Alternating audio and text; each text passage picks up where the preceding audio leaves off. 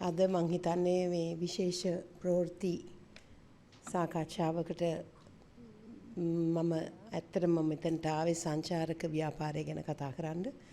මොකද මම හිතනවා මේ රටේ ප්‍රශ්නත් එක්ක ආර්ථික ප්‍රශ්නත් එක්ක පහුගිය කාලෙත් එක්ක බලද්දී අපේ රටේ අද සංචාරක ව්‍යාපාරය සහ සංචාරක ශාස්ත්‍රයේ තියෙන තැන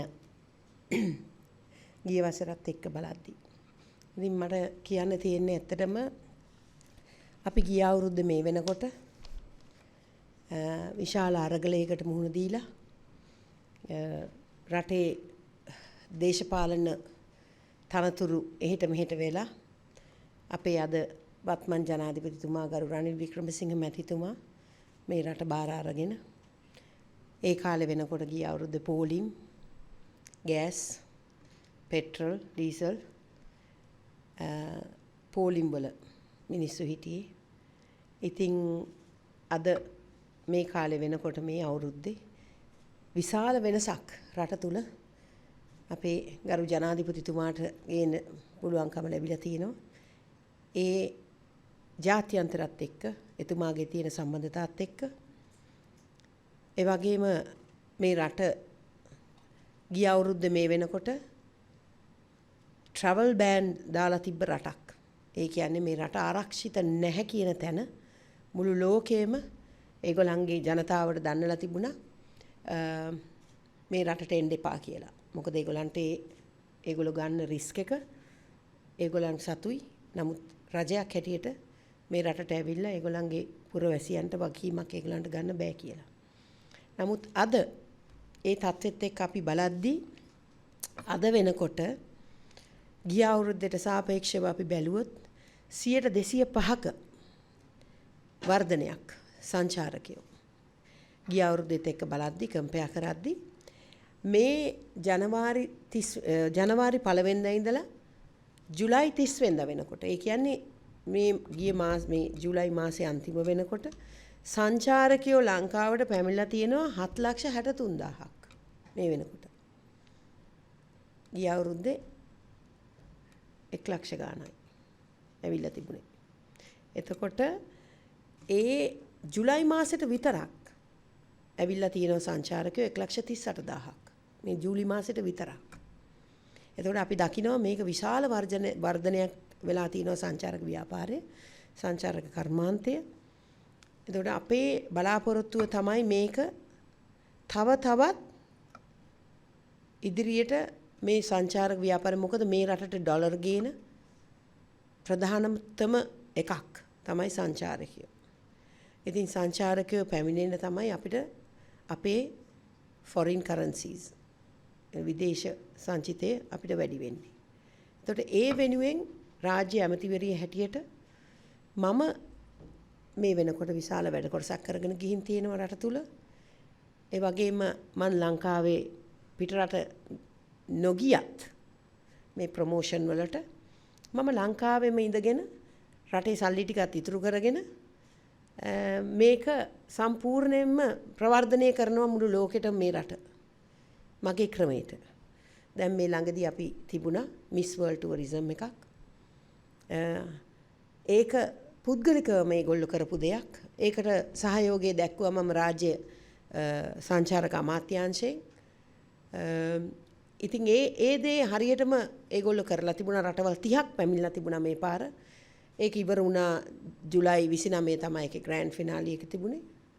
ඒක ඉවර වෙලා ඒගොල්ලෝ ඊයේ රටින් පිට වුණා මේ රටවල් 30ම. ඉතින් ඒක රටවල් 30ක එකපාරටම ලංකාව ප්‍රවර්ධනය වුණා. මොකද ඒගොල්ලන්ගේ Instagram තුලින් ඒගොල්ලන්ගේ FBs තුලින් ඒගොල්ලන් හැමතැනම ලංකාවේ අවශ්‍ය තැන් වලට ගියා. ඔය සීගිරිය නුවර ඇල්ල ඒ වගේ තැන් වලට ගිහිල්ලා දකුණේ ඒ කොටස ප්‍රවර්ධනය කරලා තියෙනවා මුළු ලෝකෙට මේගොල්ලෝ ආපු රටවල් වල. ඉතින් ඒ වගේ වැඩ කොටසක් වේගන යනවා රට තුල සංචාරක අමාත්‍යාංශයෙන්. රාජ්‍ය සංචාරක අමාත්‍යාංශයෙන් රාජ්‍ය ඇමතිතුමිය හැටියට මම පුද්ගලිකව. නමුත් කියන්න කනගාටුයි මේ රටේ සංචාරකයන්ට අපි පහුගිය කාලේ දැක්කා හැමෝටම නෙමෙයි නමුත් මේ වගේ එක සිදුවීමක් වුණත් මේක විශාල විදිහට මේ රටට බලපානවා. ඒ තමයි අපි දැක්කා පහුගිය කාලේ සංචාරකයෝ කීප දෙනෙකුටම හිංසා පීඩා කරලා තිබුණා. අපි දැක්ක මේ පහුගිය කාලේ සෞදි අරාබියෙන් ආපු ධන කුවේරයෙක්. අපේ මිනිස්සු නොදැන නෙමෙයි මේවා කරන්නේ. හොඳටම දන්නවා. හොඳටම දන්නවා මුස්ලිම් ආගමේ මිනිස්සු කාන්තාවෝ මේ කතාව තියෙන්නේ මේ කාන්තාවට මේ නටන්න කතා කරලා. දැන් අපේ මිනිස්සු දන්නේ නැද්ද මේ කාන්තාවෝ එහෙම නැහැ කියලා. මේවා දැනගෙන කරන්නේ. ඒතකොට මේකෙන් වෙන ඩැමේජ් එක මේ රටේ කීප දෙනෙක් එකතු වෙලා මේ රටේ කීප දෙනෙක් තමන්ව පාලනය කරගන්න බැරි වුණාම බීලා මේ කරන ඩැමේජ් එක මුළු ලෝකෙටම අපේ රටට බලපානවා. මේ මුළු ලෝකෙ මේක බලන් ඉන්නවා. මේක දැන් සෞදි එම්බසි එක තැනට ගිහිල්ලා තියෙනවා. ඉතින් ඒකින්ද මම මේක පුද්ගලිකවම මේකට මේ මැදිහත් වෙලා මේක මොකද්ද කියලා බලනවා. හැබැයි මේ කරලා තියෙන කවුරු හරි ඉන්නවනම් මේකට සම්බන්ධ වෙලා තියෙන මේ සංචාරක ශාස්ත්‍රේ ඒගොල්ලොත් කරන්නේ සංචාරක ශාස්ත්‍රයේ වැඩක් නම් ඒගොල්ලොත් මේක මේ සම්බන්ධව ඉන්න කට්ටිය නම් අනිවාර්යයෙන්ම මේ මිනිස්සුන්ගේ ලයිසන් කැන්සල් කරන්න ඕනේ. මම නම් ඒක කරනවා. මොකද එක්කෙනෙක් දෙන්නෙක් හින්දා රටක් විනාශ වෙන්න දෙන්න බෑ. ඒව නවත්තන්න ඕන. මේ ආරක්ෂාව අපි සපයන්න ඕන. රටක් හැටියට ඒක තමයි අපේ වගකීම. සංචාරකයෝ මේ රටට එන්නේ අපි අපේ ආරක්ෂාව පතාගෙන.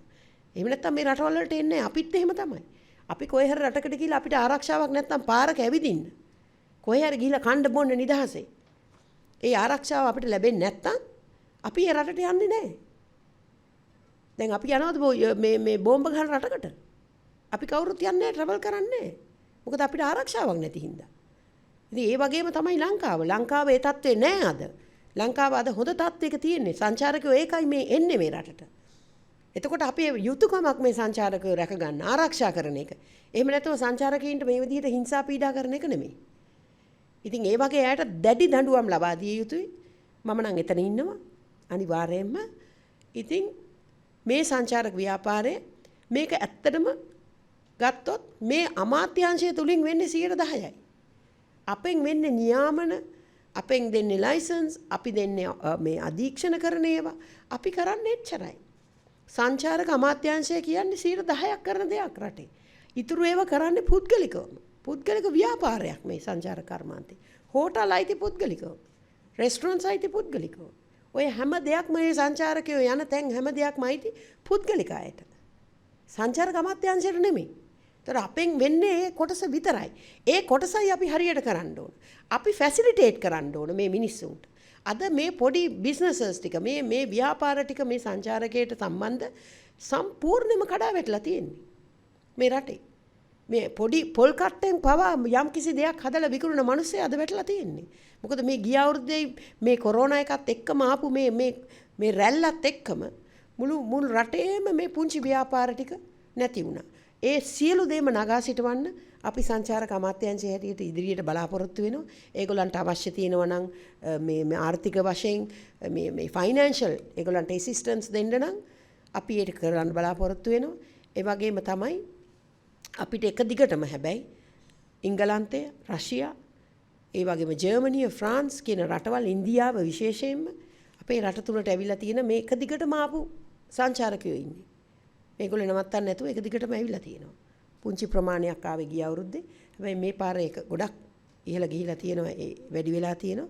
ඒ වගේම තමයි අපේ බලාපොරොත්තු වෙනවා මේ රටේ ඉදිරියට මේ ව්‍යාපාර කරගෙන යන මේ හෝම් ස්ටේ වගේ ඒවා. මොකද අපේ රටේ තියෙන්නේ මං හිතන්නේ මට මතක විදිහට 40000යි රූම්ස්. මුළු ලංකාවේම සංචාරක මේවා ගත්තොත් රූම්ස්. ඒතර අපි එන්කරේජ් කරනවා Airbnb. ඒතර අපි එන්කරේජ් කරනවා හෝම් ස්ටේ. හැබැයි ඒවා ස්ටෑන්ඩඩ් එකක් අනුව. ඒවා තියෙන්න ඕන යම්කිසි ස්ටෑන්ඩඩ් එකකට. ඒ හෝම් ස්ටේස්. මොකද ඒගොල්ලෝ ආරක්ෂා වෙන්න ඕන. සංචාරකෙක් ආවම තමන් කොහකගේ ගෙදර රූම් එකක් හරි රෙන්ට් කරනවා නම් ඒ ආරක්ෂාව එතන තියෙන්න ඕන. ඉතින් අපි ඒවා අධීක්ෂණයක් යටතේ ගෙනල්ලා සම්පූර්ණයෙන්ම මේගොල්ලන්ට අපි ඒ සහයෝගය ලබා දෙනවා. ඉතින් මට කියන්න ඕන දැන් වෙනකොට සංචාරක ව්‍යාපාරයේ සංචාරකයේ පැමිණීම ඉතාම ඉහළ අගයක තියෙනවා. අපි බලාපොරොත්තු වෙනවා අපේ සීසන් එක පටන් ගන්නවා. මේ නොවැම්බර් විතර වෙනකොට තමයි හයි සීසන් එක එන්නේ. ඉතින් අපි බලාපොරොත්තු වෙනවා මම හිතනවා ලංකාවට ඒ වෙනකොට අඩුම ගානේ අපිට මේ පාර මේ අවුරුද්ද බැලුවොත් 2018ට කිට්ටු වෙන්න. මොකද 2018 වෙනකොට ලංකාවට ඇවිල්ලා හිටියා 1.9 මිලියන් සංචාරකයෝ. අපිට ලැබුණ ලංකාවට ලැබිච්ච මුදල තමයි ඩොලර් බිලියන 4.7ක් 2018 දී. එතකොට ඒකට කිට්ටු වෙන්න තමයි අපි මේ අවුරුද්ද කොහොම හරි උත්සාහ කරන්නේ මේ තිබ්බ විහසනෙත් එක්කම ආර්ථික ප්‍රශ්නයි අරගලයි මේ කොරෝනයි මේ ඔක්කොම ලංකාවට නරකම කාලයක් අපි පහුගිය කාලේ අත්විඳා. ඉතින් ඒක දැන් වෙනස් වෙමින් යනවා. අපේ ජනාධිපතිතුමාට ඇත්තටම අපි ඒ ගෞරවය දෙන්න ඕන, ඒ ස්තුතිය දෙන්න ඕන. මොකද එතුමා මේක බාර අරගෙන අද මෙතනට ගෙන ආපු එකට. ඉතින් අපි සියලු දෙනාම එතුමාට ඒ සහයෝගය දීලා ඉදිරියට මේ රට ගොඩ දාගන්න ක්‍රමවේද හදා ගන්න ඕනේ. ඉන්වෙස්ට්මන්ට්ස් ගේන්න ඕනේ. බොහොම ස්තුතියි.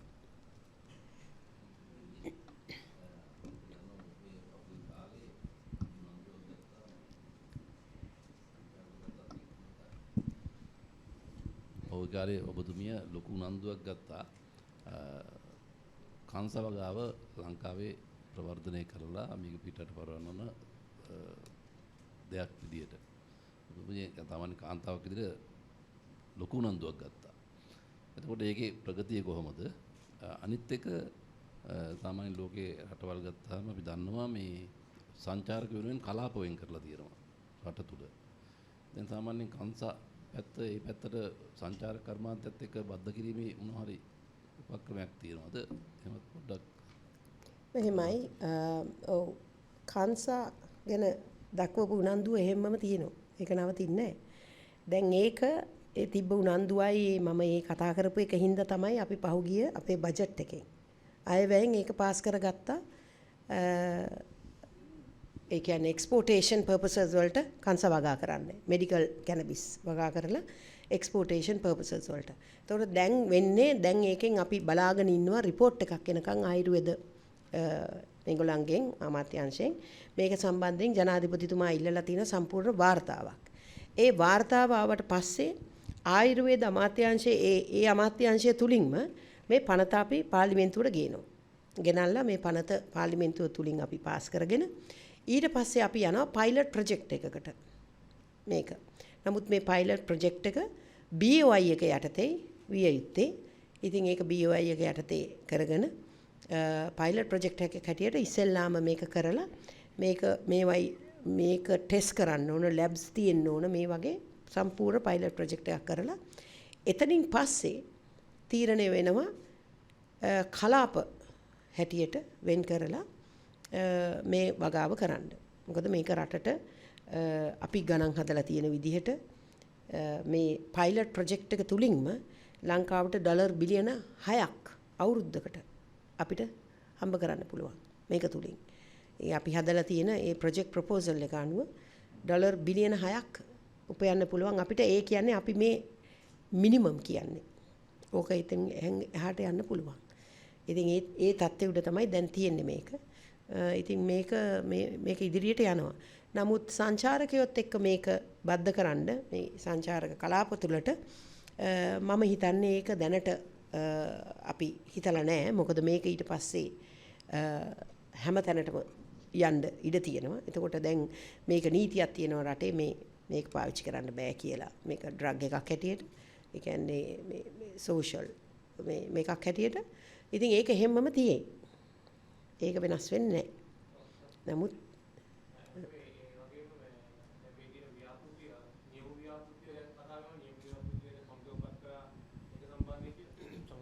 ඇමතුම් දැන් මේ නියම ව්‍යාපෘතිය ගැන කතා වෙනවානේ. මේ සඳහා කොච්චර මුදලක් ඇස්ටිමේට් කරලා තියෙනවද මේ නියම ව්‍යාපෘතිය සඳහා?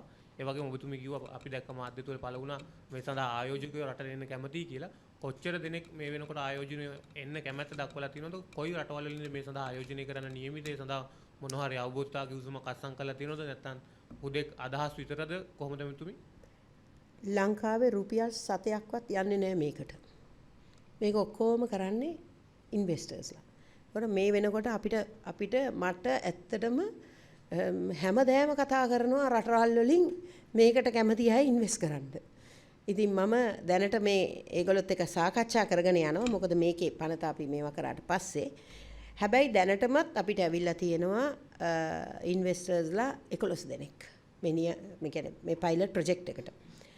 අපි මේක ඇත්තටම ගාන කිව්වොත් එහෙම අක්කර 10ක් ගත්තොත් ඩොලර් මිලියන 200ක් අපි දැන් වෙනකොට එස්ටිමේට් කරලා ඉවරයි. අක්කර 10කට විතරක්. ඉතින් ඒ ෆොරින් ඉන්වෙස්ට්මන්ට්ස් ලංකාවට එන.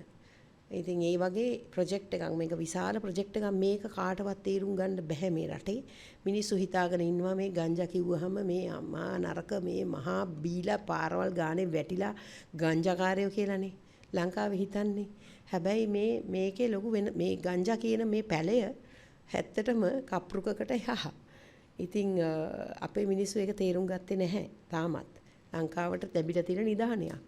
ඉතින් මේක අපි ඒක ඒ විදිහට පාවිච්චි කරන්න ඕන. හැබැයි වැරදි පැත්තට යවන්න නැතුව. ඒක.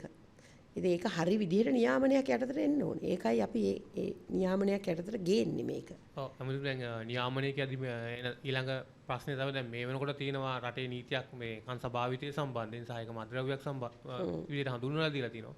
එතකොට දැන් මේ නියම ව්‍යාපෘතිය අරහා මේක සංචාරක කලාපවලට ආදේශයක් වුණොත් සංචාරක කලාපවල මේක භාවිතයට පත් වුණොත් එහෙම යම්කිසි ආකාරයකින් මේ පනත් සංශෝධනය කරන්න වෙනවද නැත්නම් මේක ඒ විදිහටම නෑ එහෙම වෙන්නේ නෑ. ඒකයි මං කිව්වේ සංචාරක කලාපවලට මේක මේ සංචාරකින්ට කියලා වෙන් කරලා ඒගොල්ලන්ට මේක මේ සෝෂල් මේවා වලට පාවිච්චි කරන්න වෙනවා කියලා අපි එහෙම වෙන් කරන්නේ නෑ.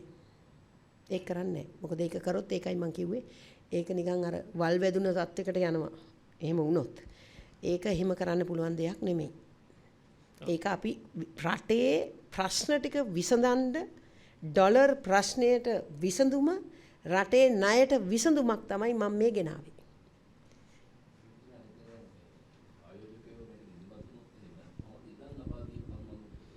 ඔව් දැන් ලංකාවේ මේ ඉඩම් තියෙනවා ඔහේ වල් වැදිච්ච ඉඩම්. කිසිම ප්‍රයෝජනයක් ගන්න නැහැ මේ ඉඩම් වලින් මේ රටේ. ඇත්තටම වැඩිම ලංකාවේ ඉඩම් අයිති රජයටනේ. රජයට අයිති ඉඩම්. දැන් අපි ගිහිලා බැලුවොත් කොච්චරනම් ඉඩම් තියනවද කියන්නකෝ මේ අක්කර ගණන් වල් වැදිච්ච සමහරක් අය නිකන් අරගෙන දාලා තියෙනවා මේ ඉඩම්. කිසිම ප්‍රයෝජනයක් නැහැ. අපේ රජයේ ඉඩම් ගොඩක් මම ගිහිලා බලලා තියෙනවා ගොඩක් ඉඩම්. කිසිම වැඩක් කරන්නේ නැහැ ඉඩම් වල. ඔහේ වල් වැදිලා නිකන් ඉන්නවා. එතකොට මේ වගේ ඉඩම් තියෙන එක ඇයි අපි මේක ප්‍රයෝජනෙට ගන්න නැත්තේ? අපිට පුළුවන් මේවා ප්‍රයෝජනෙට ගන්න. මේවා සල්ලි කරන්න පුළුවන්. ඒක කරන්න උවමනාවක් නැතිකමයි තියෙන්නේ. කිසිම දෙයක් කරන්න උවමනාවක් තියෙනවා නම් කරන්න පුළුවන්. කරන්න උවමනාවක් තියෙන්න ඕනේ ඕනම දෙයක්. මේ ඉඩම් පවරා ගැනීම සම්බන්ධව ඔබතුමී කිව්වන් පස්සේ තවත් ප්‍රශ්නයක් එනවා. දැන් මේ ඉඩම් පවරා ගැනීම සම්බන්ධයෙන් හෝ මේ ඉඩම් ලබා දීම ආයෝජනයේ ලබා දීම සම්බන්ධයෙන් ජනාධිපතිවරයාට ඔබතුමී දන්වලා තියෙනවද? කොහොමද ජනාධිපතිවරයා ඒ සඳහා කැමැත්තක් මොන හරි දක්වලා තියෙනවද? ඔව් මෙහෙමයි. ඉතින් ඒ ඉඩම් වගාවලට කොහොමටත් වගා කරන්න දෙනවනේ. එතකොට මේ වගේ ප්‍රොජෙක්ට් එකකට වුණත් ඉඩම් ටික මේ විකුණන්නේ මේවා සාමාන්‍යයෙන් ලීස් එකටනේ දෙන්නේ. එතකොට ඒ තත්ත්වයක් උඩ තමයි මේ අපිට ඉන්වෙස්ටර්ස්ලාට මේවා දෙන්න වෙන්නේ. ඉන්වෙස්ට්මන්ට් කියන්නේ එකක් විකුණනවා කියන තව එකක්. ඉඩම් මොකද මිනිසුන්ට ඉඩම් අරන් යන්න බෑ.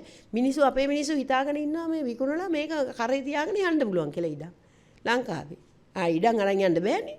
ඉඩම තියෙනවා මෙහි රටේ.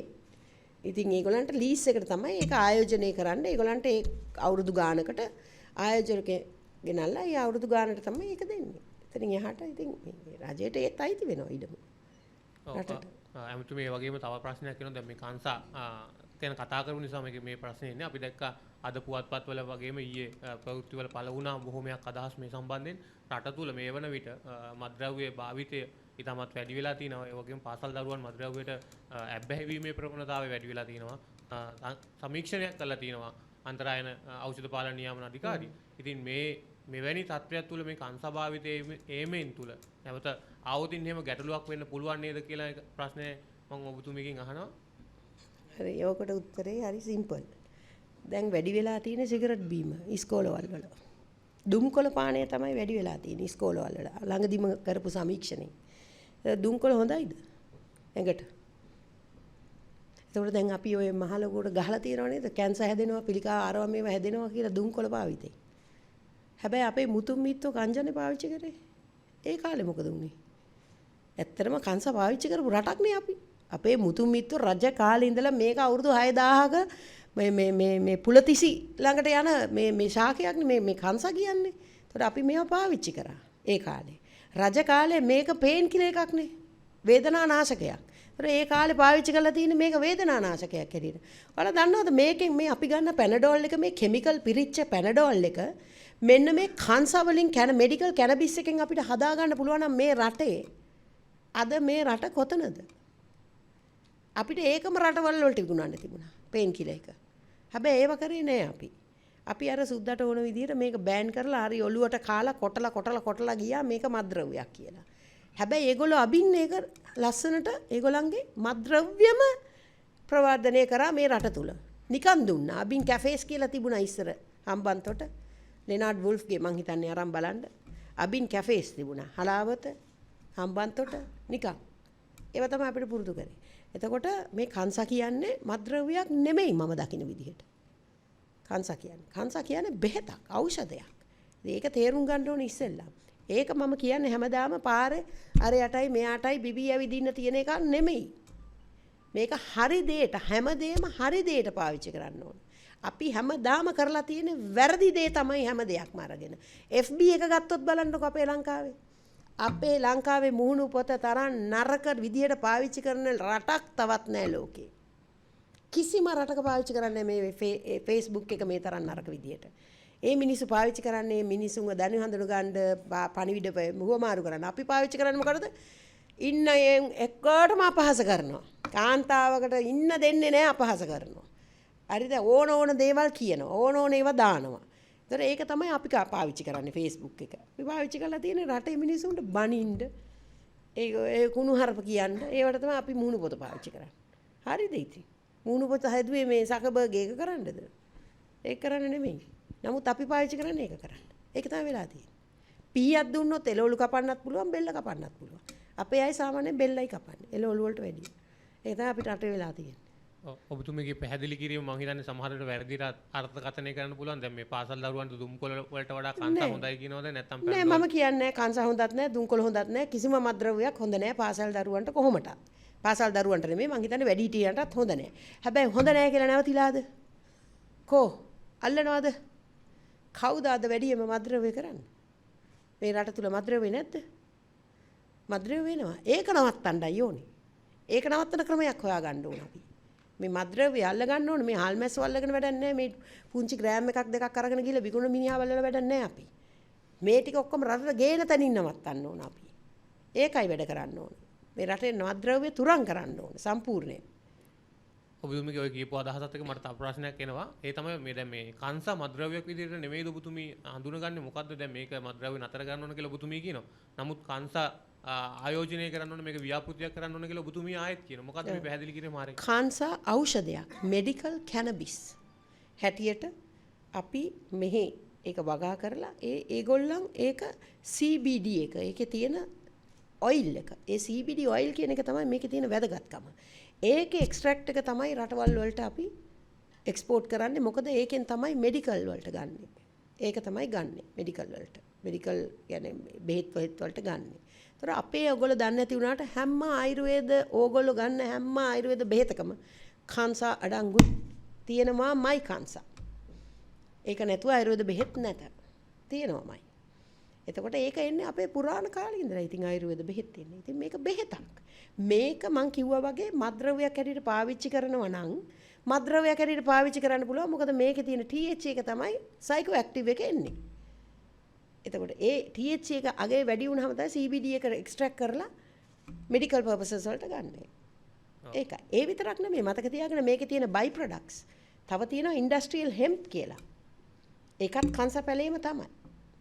ඒක ගන්න බයි ප්‍රොඩක්ට්ස් වලට. මේ ලෝකේ හදනවා හැම දෙයක්ම ඒකෙන්. ඒක තමයි ලෝකේ තියෙන ස්ට්‍රෝංම ෆයිබර් එක. අදට හොයාගෙන තියෙන. දැන් මම දන්නවා ලංකාව තුල නීති අනුකූල නොවන තැනක් හෙල්මට් හදනවා වෙඩි නොවදින. හෙම්ප් එකෙන්.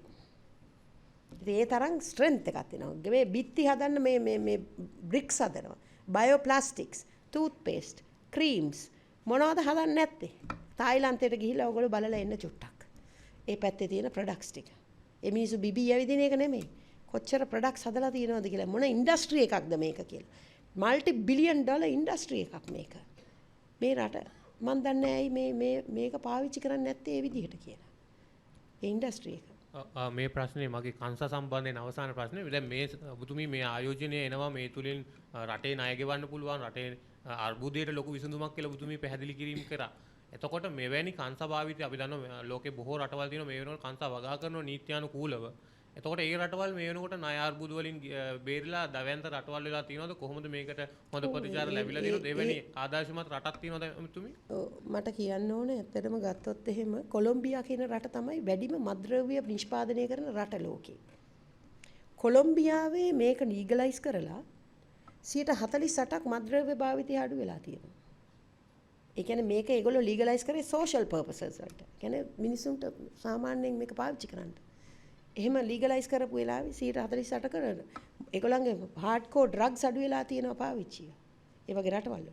ඒතර ඒ වගේ දෙයක් තියෙනවා. දැන් ජර්මනියෙත් මේක ලීගලයිස් කරන්න යනවා. මොකද ජොබ් ඔපචුනිටිස් වලට. මේකෙන් එනවා විශාල රැකියා මේ ඔපචුනිටි එකක් එනවා මිනිස්සුන්ට රැකියාව වලට.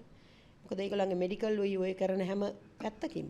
ඉතින් ඒ වගේ බැලුවාම රටකට ලොකු වාසියක් එනවා. ඒගොල්ලන්ගේ රටවල නැත්තම් මේක කරන්නේ නෑනේ. හැමෝම ලීගලයිස් කරගෙන යන්නේ නෑනේ. හැබැයි අපි මේක නොකරොත් අපි අර කෝච්චිය මිස් වෙනවා. මොකද දැන් මැලේසියාව පටන් ගන්නවා, ඉන්දුනීසියාව පටන් ගන්නවා, මලාවි කියන රට පටන් ගත්තා ලීගලයිස් කරා. දැන් ඒගොල්ලෝ පෙත්තක් හොය මේ දැන් එක්ස්පෙරිමන්ට් කරගෙන යනවා කැන්සර් වලට මේ කැන්සර් වලින් හදන පෙත්තක්. පිල් එකක්. ඉතින් ඒක තමයි ඒකේ තියෙන වටිනාකම. මගේ තව ප්‍රශ්නයක් තියෙනවා දැන් ඔබතුමීගේ අමාත්‍යාංශයට අයත් කාරණාවක් නමුත් වක්‍රාකාරීනේ ඔබටත් බලපාන මේ ප්‍රශ්නෙට අපි දැක්කා මේ ටිකේම දැන් කතා බහ වෙන ජාතික ගීය වචන උච්චාරණය සම්බන්ධයෙන් විසිට් ශ්‍රී ලංකා සංකල්පයත් එක්ක ඔබතුමීලා දැන් මේ ලංකා ප්‍රීමියර් ලීග් තරඟාවලියට සහයෝගය දක්වනවා සංචාරක අමාත්‍යාංශය මම හිතන විදිහට මම හරිනම් ඉතින් මෙවැනි දෙයක් ඇති වෙන්නේ මොකක්ද හේතුව මේ ඊටමත් බරපතල කාරණාවක් රටේ ජාතික ගීය උච්චාරණය සහ ශෛලිය වෙනස් කිරීම සම්බන්ධයෙන් ඔබතුමීලා මේ සම්බන්ධයෙන් දැනුවත්ද විසිට ශ්‍රී ලංකා විදේශිකයන් ආයෝජනය නැත්නම් විදේශිකයන් ආකර්ෂණය කරගන්නද මේ මෙවැනි දෙයක් කරේ කියලා සමාජ මාධ්‍ය ප්‍රශ්න කරන මොකද්ද මේ සම්බන්ධයෙන් තියෙන මෙතුමි විදේශිකයන් ආකර්ෂණය කරගන්න රටේ ජාතික ගීය විකෘති කරන්නේ නැහැ. මොකද රටේ ඕනම රටක සාමාන්‍යයෙන් ජාතික ගීය කියන්නේ රටේ අභිමානය. අපි බලන්න අපේ අල්ලපු රට ඉන්දියාව ඒගොල්ලන්ගේ ෆිල්ම් එකක් බලන්නකෝ. හැමතිස්සෙම පටන් ගන්නෙත් ඒගොල්ලන්ගේ කොඩියේ. ඉවර වෙන්නෙත් එහෙමයි. හැබැයි අපේ මොකද්ද මේ කරන්නේ අපේ රට? සම්පූර්ණයෙන්ම වැරදි. ජාතික ගීය විකෘති කරන්නේ නැහැ. ඒක වැරදි. මොකද ඒක රටේ අභිමානයට කරන ලොකු අගෞරවයක්. රටක ජාතික ගීය විකෘති කරනවා කියන්නේ. මම දන්නේ එතුමිය ඒක ගැන දැනුවත්වද නොදැනුවත්වද එහෙම දෙයක් කළේ කියලා. එහෙම නොදැනුවත්ව නම් එයාට අහන්න තිබුණා මේක මේ හරි වචන මොකද්ද කියලා. ජාතික ගීය. හැබැයි මේ එහෙම දෙයක් කරලා නැත්තම් සම්පූර්ණයෙන්ම වැරදි. මේ රටේ ජාතික ගීය විකෘති කිරීම වෙන රටක නම් එල්ලනවා. ඒක තමයි නීතිය. ඉන්දියාව වගේ වුණා නම් මන් දන්නේ කසපාරවල් ගහයිද කියලාවත් ඒ තරම් දරුණුයි. ඒගොල්ලන්ගේ ඒ කොඩියටයි ඒ ජාතික ගීයටයි යම් කිසි විදිහකට අවමන් කරොත්. ඉතින් අපේ ලංකාවේ මට පේන්නේ ඕන දෙයක් කරලා ගැලවෙන්න පුළුවන්. ඕන කෙනෙකුට දැන් මේ අපහාස නඩු නැවතත් ගේන්නම ඕනේ. ගේන්නම ඕන. මම ඒ වෙනුවෙන් සටන් කරනවාමයි. මොකද මේක නවතින තැනක් තියෙන්න ඕනේ. මිනිසුන්ට අපහාස කරන්න ඕන වෙන විදිහට බෑ. දැන් මෙච්චර කාල කට්ටිය මට දැනගන්න ඕනේ ඩයනා ගමකේගේ පුරවැසිභාවය. මම වෙන රටක පුරවැසියෙක් මං ලැජ්ජ නැද්ද පාර්ලිමේන්තුවේ ඉන්න ඔය වගේ දේවල් නෙමෙයි තිබුණේ පහුගිය කාලේ. දැන් ජාතික ගීයට කරපු දේ හරිද? කෝ දැන් ඔය මම බලන්න ඕනේ දැන් ඔය රෙදි උස්සගෙන කෑක් ගහගෙන ජයනා ගමකේ පුරවැසිභාවය ගැන කතා කරපු සමාජ ක්‍රියාකාරී. කෝ විපක්ෂ නායකතුමා කතා කරාද එක්කෙනෙක්වත් මේ විපක්ෂ නායකයන් තුමාගේ පැත්තෙන් ඇවිල්ලා එක්කෙනෙක් කතා කරාද මේ ජාතික ගීය කරපු දේ වැරදි කියලා කිසිම තැනක කතා කරලා තියෙනවද? කවුරුත් කතා කරන්නේ නැහැ. ඉතින් මේ මොකද්ද මේ රටේ මොකද්ද ඒගොල්ලන්ට ඕනේ මේ රටේ? අමතුමිය දැන් තව ප්‍රශ්නයක් තියෙනවා මේ සංචාරක කර්මාන්තය පිළිබඳව. දැන් ඔබතුමිය සඳහන් කර පරිදි අපි දන්නවා මේ සංචාරක පුරවරවල ත්‍රිවිල් රේදුරු මහත්වරු ඉන්නවා. ඔවුන් මේ විදේශිකව පැමුණාම සමහර විට එක මුදල් කියන්නේ අපි රුපියල් 500ක් ගන්න 1000ක් කියලා නේ එහෙම නැත්නම් බලෙන් වගේ මුදල් ගැනීමට උත්සාහ කරන නිසා ශ්‍රී ලංකාවේ කීර්තියට හානියක් වෙනවා. මේ සම්බන්ධව මොකක් හරි නියාමනයක් කිරීමට බලාපොරොත්තුවක් තිබෙනවද? අනිවාර්යෙන්ම කරන්න ඕනේ. ඒගොල්ලෝ විතරක් නෙමෙයි ඔය මේ සමහර මේ ටැක්සිස් උනත් ඒ වගේ දේවල් කරනවා. මේ 3 wheel විතරක් නෙමෙයි. අපි තැඹිලි ගෙඩියක් විකුණන්න ගියත් රුපියල් 150 තැඹිලි ගෙඩිය 500යි කියනවා. ඉතින් අපේ මිනිස්සු එකපාරටම මේ හදාගන්න හදන්නේ. ඒ කියන්නේ ඉහගෙන කන්න නැතුව මේ කන්නට බාගෙන කන්න නැතුව ඔක්කොම ඉහගෙන කන්න ලංකාවේ මේ හදන්නේ. එතකොට ඒ එක්කෙනෙක් දෙන්නෙක් කරන වැරදි හින්දා ඒකයි මම කිව්වේ එක්කෙනෙක් දෙන්නෙක් තුන් දෙනෙක් කරන වැරදි හින්දා රටකට එන අපකීර්තිය. ඒ කියන්නේ මිනිස්සු මේ සංචාරකයෝ මේක ගැන කතා කරනවා. ඒගොල්ලන්ගේ Instagram වල දානවා. ඒගොල්ලෝ වීඩියෝස් අරගෙන දානවා. දාලා පෙන්නනවා මේ ඔක්කොම. දැන් ඒව හැමදාම මට එවනවා. ඉතින් මේවා ගැන ඇක්ෂන් එකක් ගන්නවා. අනිවාර්යෙන්ම කරන්න ඕන. මේවා නියාමනයක් යටතට ගේන්න ඕන. මේගොල්ලන්ට දෙන්න ඕන මේ ෆෙයා එකක්. ඒ කියන්නේ මෙච්චරයි ගන්න පුළුවන්.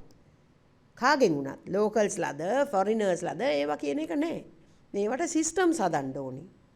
ඉතින් ඒ කෙරෙන්න ඕනේ ඒවා.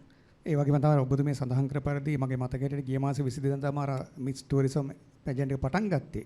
30 වෙනිදා ඉවර වුණා. එතකොට ඒක තුලින් අපි රටවල් 46ක් විතර පැමිණිය කියලා වගේ තමයි. නමුත් ආවේ 30ක්. යම් කිසි හේතුවක් උඩ දනාවේ 1 2 ඒ තුලින් අපි අර බලාපොරොත්තු විදේශිකයන් මෙහාට ගෙන්වීම සාක්ෂාත් වෙලා තියනවද? මෙහෙමයි. දැන් ඔය 30ක් කියන්නේ රට ලංකාව රටවල් 30ක ප්‍රවර්ධනය වෙනවා. මේක ප්‍රොමෝට් වෙනවා. එතනින් පස්සේ තමයි මේ රටවල් සමහර රටවල් ලංකාව ගැන අහලා නැති රටවල් ඔය ආවා. මේ පාර. ඔය මිස් ටූරිසම්. එතකොට ඒ තුලින් ප්‍රවර්ධනය වෙනවා ඒ රටවල් වල ලංකාව කියලා තැනක් තියෙනවා කියන එක. එතකොට ඉන් පස්සේ තමයි අපිට ඒ සංචාරක ව්‍යාපාරය එතනින් එහාට තමයි ප්‍රොමෝට් වෙවි දියුණු වෙන්නේ. දැන් මගේ බලාපොරොත්තුවක් තියෙනවා මේ දෙසැම්බර් වල මේ World Travel Awards එක. ඒක ඇවිල්ලා ලෝකේ තියෙන විශාලම ඉවෙන්ට් එකක්. World Travel Awards කියන්නේ රටවල් 117ක්. මම බලාපොරොත්තු වෙනවා මම කතා කරගෙන යනවා හෙට අද රැට ඒගොල්ලෝ එනවා. හෙට උදේට මම හම්බ වෙනවා. ඒ හම්බුනහම ජනාධිපතිතුමා ළඟටත් දානවා. ඒ CEO ඒකේ ඩිරෙක්ටරයි මෙහි ලංකාවේ ග්‍රෑන්ඩ් ෆිනාලි එක පවත්වන්න WTA එක World Travel Awards එක. මොකද ඒක ඩුබායි වල තමයි ඒගොල්ලෝ තියන්නේ ෆයිනල් එක ලංකාවේ තියන්න තමයි මම කතා කරන්නේ. ඉතින් බොහෝ දුරට ඒක මම බලාපොරොත්තු වෙමින් ඉන්නවා දෙසැම්බර් මාසේ කරන්න. ඒතකොට ඒකත් රටවල් 117ක් විශාල ප්‍රමාණයක් ලංකාවට එනවා ඒ වෙනකොට.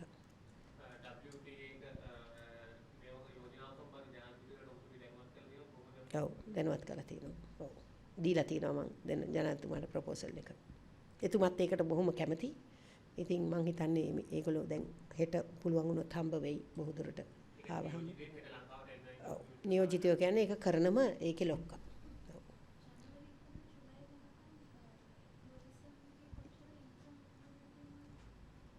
ජනවරි ඉඳලා ටූරිසම් ගිය අවුරුද්දේ දෙසැම්බර් වෙනකොට අපිට හම්බුණා $800 million.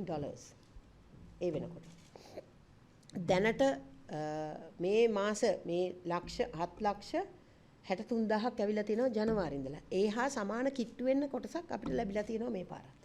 මේ මාස කීපයට 7ට. ඉන්කම් එක තමයි. ඔව්. nearly $700 million වගේ ලැබිලා තියෙනවා අපිට.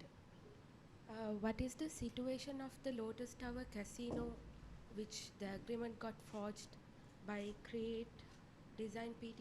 Yeah, the problem is we haven't been able to issue licenses yet because Sri Lanka has not got a regulatory system on gambling yet. So we are having casinos for 28 years in this country without any regulatory system. So that system has to be implemented first. So at the moment, what we are doing is we are making trying to pass a bill, getting the system, a regulatory system. Once that is done, we will be issuing the licenses. So obviously, until we issue a license, nobody is going to come and invest their money here. So we are having to wait. So before starting this whole pilot project and starting to write an agreement with this particular company, you weren't aware of this situation? We were aware of it, but they were happy to come in and say they will want to invest and reserve the Lotus Tower for that. So they have reserved the Lotus Tower, nearly 44,000 square feet, I think, of the Lotus Tower. And but it is taking time to issue the license. But we did not expect it to drag on. As usual, everything in Sri Lanka just drags on. So are these Thanks to the officials who are working. So are these investors who have came before are still there with you, or are they are not? The investors are still there. We have investors. It is just the Sri Lankan style. It takes time, lethargic, backward, inefficient, incompetent. Everything is gathered into Sri Lankan officials, government servants. So these are all happening with the government servants. So everything is just sat on. The file, they sit on the file. They don't work. They don't expedite anything. So we have to get them to do that as soon as possible. Minister Dhammikek Naik from Asia Broadcasting. You mentioned that Sri Lanka can expect to rake in about 6 billion USD. So is this annually or over a period of time? Annually. Annually, 6 billion, right. I was speaking to a self-proclaimed expert on the matter, and I stress the word self-proclaimed. The argument there was, yes, this is a good idea, but should have been done 5 years ago. And it'll take another 5 years to get a decent crop for us to actually sell in the international market. And by that time, all the other countries would have caught up, and that would make it difficult for Sri Lanka to get a foothold in the international market. Where do you stand on that viewpoint? There's no such thing. It doesn't take 5 years. How long does it take? Usually you reap 3 times a year when it comes to cannabis. From the point of planting? Planting, yeah. It takes 4 months, right? 4 months. That is the high, when it's really completely grown, it's 4 months. So we have to do the research, and it's not going to take 5 years. I will guarantee it won't take 5 years. I think, when you said 5 years, what he meant was doing enough research to come up with maybe our own strands. No, that is already been taken. We know there is the seed that needs to be brought from abroad. This is a special seed with the high THC. Now, Sri Lanka has got about 22 varieties of cannabis, but never been tested. But Sri Lanka could have the best cannabis in the world if we only test it. But we do not have labs to test this. So we have to start the pilot project and start to test our own cannabis in this country. Once we do that, that's when we will recognize which is the best. But at the moment, we're trying to stop even importing the seed and try to cultivate it within the country, which is possible to do. So once you do that, then we don't have to spend any dollars at all. Also, whoever invests, it is their baby. We are getting the money from them. It is not our duty to, sell it. It is their duty to make the money. So it is their baby. Once they invest, their investors are the ones who are going to get into the market. So we are giving them the facilities. We are starting the pilot project. And obviously we need to have the labs, the processing centers, the research centers. Everything will be in one place. It cannot go out. So it will be in one zone for the moment, which is a pilot project. So it does not take 5 years, no. Thanks, Minister. One more question. Now, the President obviously announced that a new tourism plan will be unveiled within the next couple of months. And I was speaking to the chairman of the SLTDA yesterday, and he said the target is 5 billion come 2029. And 2.5 billion of that is targeted for, intended to be top-end tourists. Tourists who pay above 5 billion by 2029. Yeah, that's right. So he's looking at what, 6 years to get 5 billion? 5 billion, yeah, 5 billion I think tourists. he's got it wrong, because Do you in think 2018 itself, we earned 4.7 billion. No, not revenue. Revenue. Arrivals. Tourist Arrivals, okay. Yeah. Well, So he's targeting. Well, he said that it was 5 billion. 5 5 million. million. Sorry, my bad. 5 million. 5 billion arrivals come 2029, and 2.5 million of that are intended to be high top-end customers or tourists who pay above $500. Yeah. Now, right now, we are struggling to sort of get top-end tourists to the island. So what changes are you hoping to make within that time to attract 2.5 million top-end tourists? You see, the problem in Sri Lanka is it's okay to ask the tourists to come here, but also you must have the facilities. We must have the standards. We must have the rooms. We must have the facilities where people can enjoy. If we are going to shut everything at 10 o'clock in the night or 10:30, and the tourists cannot go out to have a meal, and your last order it as 10:30, then obviously, tourists are going to be like this. So we have to open up. If we want Sri Lanka to be a tourist destination, 100% tourist destination, then Sri Lanka has to be kept open 24/7. And we have to allocate certain areas as zones for tourists that they can enjoy, they can have. Now, if you look at it, if you have a musical, even in the beach, you'll find the police there by 1 o'clock in the morning, ask them to shut down, where tourists only come at 12 o'clock in the night to enjoy. And then in 1 hour's time, you're asked to shut down. I mean, in a beach, in other countries, if you go to any other country, the beach, you're allowed, 24/7 they enjoy on a beach. Because there's nobody studying on a beach. Nobody is doing their A-levels and sitting on a beach to study. They're not doing that. It's not a residential area. If it's residential, yes, you must have some sort of a, rules and regulation when it comes to sound. But on a beach, Sri Lanka is an island. So, I mean, what are we doing? Who are we making these rules and regulations for? So is the Ministry of Tourism actively engaged in forming new policies or actual regulations, or attempting to make amendments to the existing laws and regulations to that effect? Definitely. At the moment, some of my requests, some of my proposals have been taken into consideration. Hopefully, soon it will be passed that the bars can be open till 1 o'clock, which I've been saying. It was shut at 11 o'clock before, but now it's going to be given to open till 1 o'clock. And also, if they want to keep it open further, you have to pay some sort of a levy to the government, which is quite fair. That's how we will make the money. That's how governments make money. This is night economy we are talking about. If you do not have a night economy in a country, that country can never develop. It cannot ever be a developed country, because the night economy is the 70% revenue that the government gets. It's only 30% of revenue that the government will get during the daytime, which is a day economy. So during the daytime, people work. Now you're working. You're not spending, you're working. We're all working. We're not spending. We are earning at this moment. So what we do in the night time is we spend. That is the night economy. That is when the government starts getting money. If you want to go and have a drink, if you want to go to a restaurant, if you want to go and have food on the street, if you want to go and do shopping, that's when the government makes their money. That is what I'm talking about when I say nightlife. That is night economy. Because no country in the world.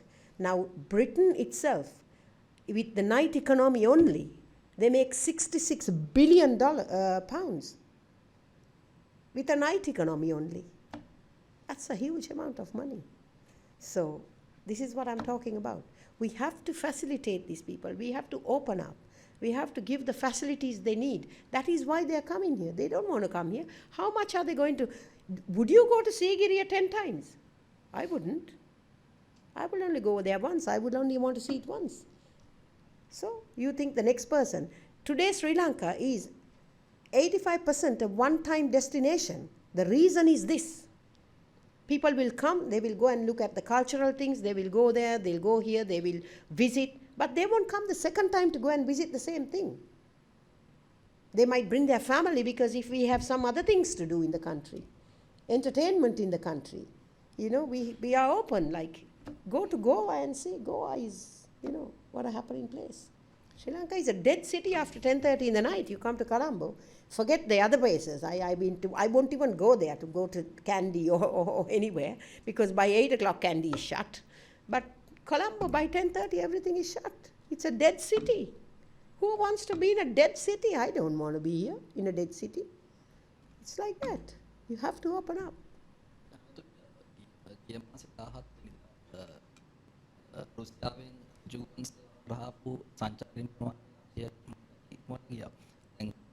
උද්‍යංග විරුද්ධ මහත්මයා කියන දෙයක් තමයි තවත් සංචාරකයෝ රුසියානුවන් ලංකාවට ගෙන්න ගන්න පුළුවන් ඉල්ලීමක් කරලා තියෙනවා අලුතෙන් ගුවන් සේවා සමාගම් දෙකකට තුනකට ලංකාවට එන්න අවසර දෙන්න කියලා. නමුත් ඒකට රජය එච්චර හැකියාවක් නැහැ කියලා. නෑ, දැන් අපි ඕපන් අප් කරනවා කොහොමටත් ඒගොල්ලන්ට ලෑන්ඩින් රයිට්ස් මේවා කරන්න. නිමල් සිරිපාල සිල්වා අපේ ගරු ඇමතිතුමා කතා කළා. අපි ඇත්තටම පටන් ගන්නවා මං හිතන්නේ සැප්තැම්බර් මාසේ හරි ඔක්තෝබර් මාසේ හරි චීනෙන් ඩිරෙක්ට් ෆ්ලයිට්ස් Chinese Airlines උත්. මොකද චීනෙන් තියෙන ලොකු ට්‍රැෆික් එකක් සංචාරකයෝ. හැබැයි අර ඩිරෙක්ට් ෆ්ලයිට්ස් නැති හින්දා තමයි ගොඩක් වෙලාවට ඒගොල්ලන් එන්නේ නැත්තේ. ඉතින් මම මේ පහුගිය කාලේ මං හිතන්නේ අවිල්ලා හිටියා මේ චීනේ ඩෙලිගේෂන් එකක්. මමත් ඒකේ සම්බන්ධ වෙලා හිටියා. ඉතින් මම රික්වෙස්ට් කරා ඒගොල්ලන්ගෙන් ඒගොල්ලෝ ඒක කරන්න කැමති. මත්තලට ඩිරෙක්ට් Chinese මේ Airlines මත්තලටත් ගේන්න. කීයක්ද? අඩුම ගානේ මං හිතන්නේ සතියකට එකක්වත් දැනටවත් මත්තලට මේ Chinese Airlines ලෑන්ඩ් කරන්න. ඒකට ලෑන්ඩින් රයිට්ස් ඇමතිතුමා දෙන්න පොරොන්දු වුණා. ඉතින් ඒ වගේ රික්වෙස්ට් දාලා තිනවා. ශ්‍රී ලංකන් එයාලයින්ස් චයිනා වල ඉඳලා අපි ඉන්ක්‍රීස් කරනවා මේ එයාලයින්ස් ටික. ඉතින් ඒකෙන් චයිනීස් පැත්ත කව වෙනවා. හැබැයි රෂියා වලින් තමයි ගොඩක්ම අපිට සංචාරකයෝ පහුගිය කාලෙත් ඇවිල්ලා තියෙනවා රෂියා වලින්. ඉතින් ඇත්තටම උදයන්ග විශාල වැඩ ප්‍රමාණයක් කරනවා සංචාරක ව්‍යාපාරය වෙනුවෙන්. ඒක අපි ඇත්තටම අගය කළ යුතු දෙයක්. ඒක දැනට ඇයි රුසියානු තවත් ඒගොල්ලෝ කැමති නම් ඇයි ඩිරෙක්ට් ෆ්ලයිට්ස් වලට එන්න දෙන්නේ නැත්තේ? ඒ කියන්නේ ඒ අලුත් සමාගම් වලට එන්න නෑ මම හිතන්නේ ෆ්ලයිට්ස් එනවා අසූරියා එනවා. ඒ තව ෆ්ලයිට් එකක් පටන් ගත්තා එන්න. ඉතින් ඒ වගේ අර අපිට තිබ්බ එක ප්‍රශ්නයක් එක සැරයක් ඔය රජයට බටහිර රටවල බලපෑමක් තියෙනද රුසියානු යානාවලට එන්න අලුත් සමාගම් වලට එන්න අවසර දෙන්න එපා කියලා? එහෙම බලපෑමක් නෑ. අපි ඉතින් ස්වාධීන ස්ටේට් එකක් නේ. අපි ඉන්ඩිපෙන්ඩන්ට් ස්ටේට් එකක්. අපි හැමෝගෙම යාළුවා. ලංකාව කියන්නේ. අපිට පැත්තක් ගන්න බෑ රටවල් එක්ක. මොකද අපි අපේ රට අපි ගොඩනගා ගන්න නම් අපි ස්වාධීනව අපි වැඩ කරගෙන යන්න ඕන. නමුත් අපි වැඩ කරන්න ඕන මේ ලෝකේ අනිත් රටවල් එක්ක. ඉතින් ඒගොල්ලොත් එක්ක අපි සාකච්ඡා කරලා තමයි කරන්න ඕනේ. ඉතින් සමහර විට ඔය යුක්‍රේන් රෂියා යුද්ධෙ හින්දා ඒකට විරුද්ධව ගොඩක් රටවල් ඔය යුරෝපීය රටවල් ගොඩක් ඒකට විරුද්ධව ඉන්න හින්දා මේ ඒගොල්ලන්ගේ මොකක් හරි බලපෑමක් මම දකින්නේ නැහැ. එහෙම කතාවක් නෑ ඒගොල්ලන්ගේ බලපෑමක් තියෙනවද කියලා. හැබැයි ඒ බලපෑම් උනත් එහෙම අපිට කාගේවත් බලපෑම් වලට වැඩ කරන්න බෑ. අපි අහනවා. නමුත් ඉතින් අපිට ටුවරිස්ට්ලා එනවා නම් ඒ රටකින් දැන් අපි ටර්කිෂ් එයාලයිනුත් ස්ටාර්ට් කරනවා නැවතත් ලබන මාසේ ඉඳලා. ටර්කිෂ් එයාලයින් ඩිරෙක්ට් ෆ්ලයි කරනවා ලංකාවට. ඒතොර මේ පැත්තේ එනවා ලොකු ට්‍රැෆික් එකක්. ජෝර්ඩන් වලින් ඊශ්‍රායල් වලින් මේ පැත්තෙන් ලොකු ට්‍රැෆික් එකක්. අනිත් එක මගේ බලාපොරොත්තුව තියෙනවා ළඟදිම ඉතාලියට යන්න. ඉතාලියට ගිහිල්ලා ඊටා එක්ක ඉතාලියන් එයාලයින්ස් එක කතා කරන්න අපිට ඩිරෙක්ට් ෆ්ලයිට්ස් මෙහෙට ගේන්න. නැත්තම් අඩුම ගානේ මොකද ඒගොල්ලන්ගේ ඩිරෙක්ට් ෆ්ලයිට්ස් යනවා මාලේ. ඉතාලියෙන්. දැන් මාලේට යනවා සෑහෙන මිනිස්සු කොටසක් ඉතාලියෙන්. හැබැයි ලංකාවට එන්නේ නැහැ. ඉතින් මගේ දැන් ඊළඟ එම් එක තමයි ටුවරිස්ට් මිනිස්ටර් එක්ක හම්බ වෙන මාලේ. හම්බ වෙලා අඩුම ගානේ ඒ එන ෆ්ලයිට් එකක් ලංකාවටත් ඩෙස්ටිනේෂන් එකක් හැටියට එකතු වෙලා වැඩ කරන්න. ඔබතුමියගේ ඔය කටයුතු වලට ඇමතුමාගේ කොයි වගේ සහයක්ද හම්බෙන්නේ? සහයෝගයක් නැහැ. සිම්පල් එක වචනයක්. ඒ කියන්නේ විරසකයක් තියෙනවා. විරසකයක් නැහැ. මට නම් කිසිම විරසකයක් නැහැ කාත් එක්කවත්. ඒ වුණාට ඉතින් සහයෝගයක් නැහැ. සහයෝගයක් දෙන්න ඇමතිතුමා ඉන්නවද මන් දන්නේ නැහැ. කොහොමද ඉතින් සංචාරක කර්මාන්තය දියුණු කරන්න දෙන්න දෙපැත්ත? මගේ හයියට මගේ පුළුවන් ඒවා මම කරනවා. මට වැඩක් බාර දීලා තියෙනවා. ජනාධිපතිතුමා මට බාර දුන්නනේ වැඩක්.